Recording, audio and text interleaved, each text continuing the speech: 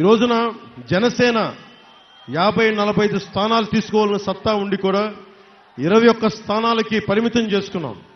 కానీ 21 మంది కూడా చూస్తే చాలా బలమైన నాయకులు, అసెంబ్లీని గడగడగలాడించే నాయకులు, అసెంబ్లీని స్తంభింపజేసే నాయకులు.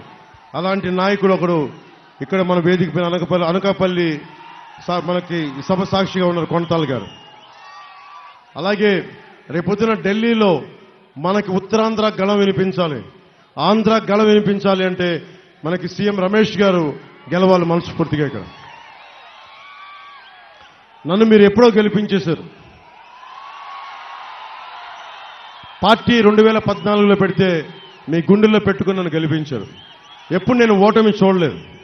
గాజువాకలో ఓడిపోయినా, భీమవరంలో ఓడిపోయినా నాకు ఓటమి తెలియలేదు.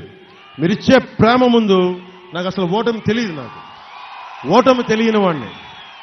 ప్రజల గుండెల్లో స్థానం ఉంటే నాకు అది చాలు.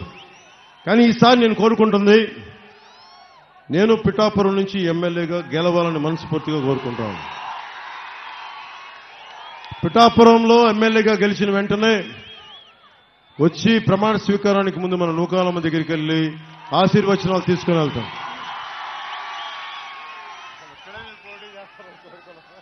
పాపం కొనతాల్ గారు అడిగారు అనకాపల్లి నుంచి పోటీ చేయమని.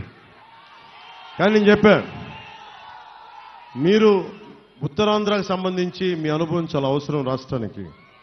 నేను ఒక్కడే సరిపోను, మీరు కూడా రావాలి ఇక్కడికి, మీరు కూడా అసెంబ్లీలో ఉండాలని కోరుకొని ఆయన మనస్ఫూర్తిగా నిలబెట్టాను.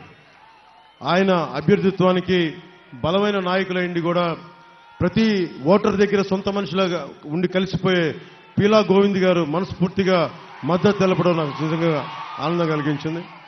అలాగే నాకు పాలిటిక్స్లోకి రాకముందు నుంచి కూడా, సినిమాలోకి రాకముందు నుంచి కూడా నాకు దాడి వీరభద్రరావు గారి పరిచయం ఉంది. దాడి వీరభద్రరావు గారు మనస్ఫూర్తిగా నా కృతజ్ఞతలు తెలియజేసుకుంటా ఉన్నా. ముఖ్యంగా కులాలకి, మతాలకి, ప్రాంతాలకి అతీతంగా మా కూటమి నిలబడుతుంది. మీ ఆశీస్సులు కావాలని కోరుకుంటూ తిరిగి విజయనాథంతో అనకాపల్లిలో అడుగు పెడతాం మళ్ళీ భవిష్యత్తులో.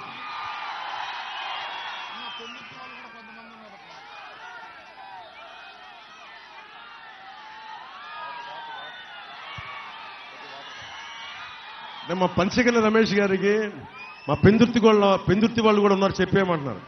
నేను పెందుర్తి సభకు వస్తాను సార్, నేను వదిలేను, మిమ్మల్ని గాల్లో వదిలేని చెప్తున్నాను. కానీ అనుభవజ్ఞుడు, నిలబడేవాడు. ఆయన కూడా పెందుర్తి, ఇక్కడ అనకాపల్లికి సంబంధం లేకపోయినా పెందుర్తి నియోజకవర్గం ప్రజలందరికీ కూడా ఆయన సంపూర్ణ మీ మద్దతు ఇవ్వని కోరుకుంటా ఉన్నాం. ఒకటే, మేము ఎవ్వరు పని చేయకపోయినా పవన్ కళ్యాణ్తో సహా ఇలాగే రోడ్ల మీదకి వచ్చి నిలదీసే హక్కు మీకుందని ప్రజాస్వామ్యబద్ధంగా నేను 2014 చెప్పా, నేను ఓటు అడుగుతున్నా, పని చేయకపోతే నన్ను నిలదీయండి అని అడిగి మీరు నిలదీశారు, బయటకు వచ్చి. ఈ రోజు కూడా అదే చెప్తున్నా, నేను బాధ్యత నుంచి తప్పించుకోం కదమ్మా. ఆయన సీఎం రమేష్ గారి చూస్తా ఉన్నా, ఇప్పుడు నువ్వేం పెడతాను చర్చ అట్లాగేం లేదు. అంటే నిజంగా పొలిటికల్ అకౌంటబిలిటీ తీసుకురావాలి, రాజకీయ జవాబుదారీతనం తీసుకురావాలి, తీసుకొస్తాం.